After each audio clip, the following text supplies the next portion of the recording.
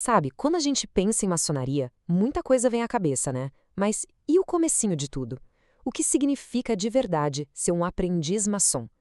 Hoje a gente vai deixar os mitos de lado para mergulhar fundo nessa jornada e entender o que está por trás dos símbolos e da filosofia do primeiro passo.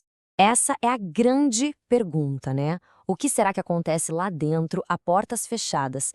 E olha, a resposta passa longe de qualquer teoria da conspiração. Na verdade, algo muito mais íntimo. É sobre um processo profundo de transformação pessoal. E o ponto de partida de tudo isso é justamente aqui. Não tem a ver com rituais mirabolantes, mas com a matéria-prima mais básica que existe: o próprio ser humano. A ideia é que cada pessoa é como uma pedra bruta, sabe? Cheia de potencial, só esperando para ser trabalhada, para ser esculpida. É aí que a jornada começa de verdade. Então vamos lá, vamos entender esse conceito-chave. Para sacar a jornada do aprendiz, a gente tem que começar do começo, do ponto de partida. E esse ponto de partida é a tal da pedra bruta. A pedra bruta. Pensa nela como uma metáfora para o ser humano no seu estado mais natural, o que a maçonaria chama de estado profano. É uma pedra cheia de pontas, de arestas que simbolizam os nossos vícios, o orgulho, a ignorância, aquelas paixões que às vezes tomam conta da gente. Essa é a matéria-prima que o aprendiz tem a missão de transformar. E é aqui que a coisa fica bem interessante. Esse processo todo é visto como uma espécie de morte filosófica.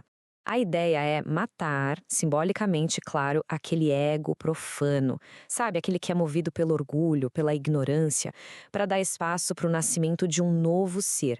Uma pessoa mais ética, que se guia pelo autodomínio, pela virtude e, principalmente, pela humildade.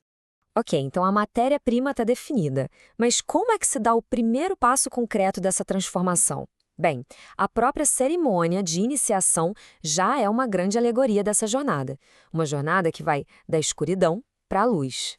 E olha, cada detalhezinho na preparação de quem vai ser iniciado é cheio de significado. Por exemplo, a pessoa tira tudo que é de metal, dinheiro, joias, relógio, para simbolizar que o valor de verdade não é o material, tá lá dentro. E a venda nos olhos? Bom, essa é bem direta. Representa o estado de escuridão, de ignorância de alguém que está prestes a pedir por conhecimento.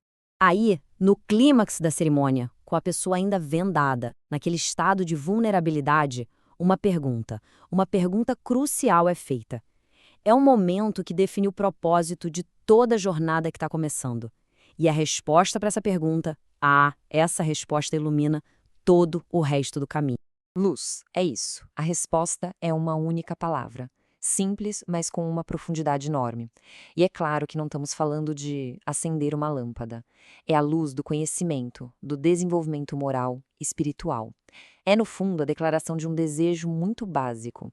Eu quero sair da ignorância e caminhar em direção à sabedoria. Beleza, o desejo pela luz foi declarado. Mas agora que o trabalho começa de verdade. Porque, né, não adianta só querer. O aprendiz, então, recebe as ferramentas, claro, simbólicas, para começar a tarefa prática de lapidar a si mesmo. E são essas aqui, o kit de ferramentas inicial do aprendiz. Cada uma delas tem um significado moral muito específico. Tudo pensado para ajudar a guiar a transformação daquela pedra bruta que a gente falou lá no começo. E o segredo aqui, o ponto central, é o equilíbrio entre elas. Pensa assim, o maço, ele é a nossa força de vontade, a energia bruta para agir. Já o cinzel, ele é a nossa inteligência, a razão, que direciona essa força toda. Agora tenta usar um sem outro, não funciona. Vontade sem inteligência é só força bruta, é caos. E inteligência sem vontade fica só no plano das ideias, não sai do lugar. É a união das duas que permite lapidar as imperfeições com precisão. Mas tem uma outra ferramenta, talvez a mais difícil de dominar, o silêncio. O aprendiz aprende que é mais importante observar e ouvir do que falar. Isso não é castigo, não. É uma disciplina muito poderosa. O objetivo é meio que abaixar o volume do ego, sabe? Aquele que sempre quer dar pitaco em tudo. Para quê? Para finalmente conseguir escutar uma voz mais sutil, que é a da própria consciência. Tá, mas para que todo esse trabalho? Usar a ferramenta, praticar o silêncio? Qual o objetivo final disso tudo? É construir algo sagrado. Só que não é um templo de pedra e tijolo, é um templo interior. A missão do aprendiz, então, é bem clara. É um trampo de purificação moral. Essas frases, levantar templos à virtude e cavar masmorras ao vício, são metáforas fortes, né? Significam fortalecer o que se tem de bom e se proteger daquilo que corrompe.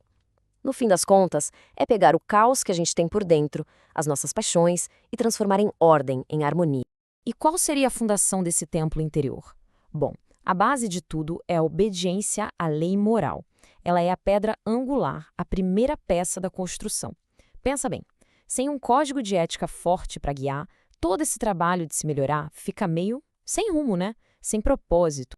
E, por falar em trabalho, olha só o primeiro uniforme que um maçom recebe, o avental. Ele é bem simples, branco para simbolizar pureza e inocência. Mas o mais legal é a posição em que ele é usado. Ele protege a área do peito, das emoções, enquanto o trabalho de desbastar se concentra mais embaixo, na base, nos instintos. É um lembrete visual o tempo todo de que o trabalho do aprendiz é, acima de tudo, um trabalho interno. Agora, vamos mudar um pouco o foco, porque não é só sobre ferramentas e avental. O próprio ambiente da loja maçônica funciona como um mapa para essa jornada. Cada objeto ali dentro ensina alguma coisa, usando uma linguagem que todo mundo entende, a dos símbolos. Um dos mais famosos, com certeza, é o chão. Aquele chão quadriculado, preto e branco, chamado de pavimento mosaico.